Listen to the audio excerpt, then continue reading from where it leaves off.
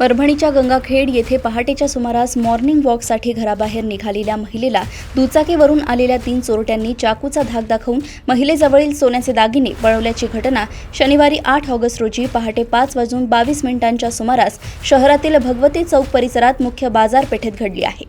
ही संपूर्ण घटना सीसीटीव्ही कॅमेऱ्यात कैद झाली असून महिला वर्गात मात्र भीतीचे वातावरण निर्माण झालंय। याबाबत समजलेली अधिक माहिती अशी की शहरातील सराफा मार्केट परिसरात राजस्थान गल्लीत राहणाऱ्या रेश्मा बालाजी गुंडाळे या शनिवारी 8 ऑगस्ट रोजी पहाटे 5:22 सुमारास मॉर्निंग वॉकसाठी घराबाहेर निघाल्या।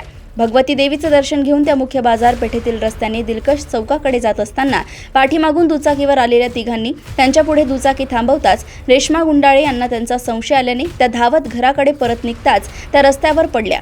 याच दरम्यान दुचाकीवरून आलेल्या तिघां चोरट्यांपैकी दोघांनी चाकूचा धाक दाखवून रेश्मा गुंडाळे यांच्या गळ्यातील सोन्याचे गंठण व दागिने हिसकावून पळ काढला। पहाटेच्या सुमारास अचानक घडलेल्या या घटनेमुळे घाबरलेल्या रेश्मा गुंडाळे यांनी आरडाओरड केल्याने अनेक नागरिक जमा झाले। तोपर्यंत चोरटे दागिने घेऊन पळून जाण्यात यशस्वी झाले। मॉर्निंग वॉकसाठी निघालेल्या रेश्मा गुंडाळे यांना अज्ञात चोरट्यांनी चाकूचा धाक दाखवून लुटण्याची घटना समोर येताच गंगाखेड शहरातील महिला व ज्येष्ठ नागरिकांमध्ये भीतीचे वातावरण निर्माण झाले होते। या प्रकरणी रेश्मा बालाजी गुंडाळे यांनी दिलेल्या तक्रारीवरून गंगाखेड पोलीस ठाण्यात गुन्हा दाखल करण्याची प्रक्रिया सुरू होती। चाकूचा धाक दाखवून भल्या पहाटे मुख्य बाजारपेठेत एका महिलेचे दागिने अज्ञात चोरट्यांनी पळवल्याची घटना शहरात वाऱ्यासारखी पसरली।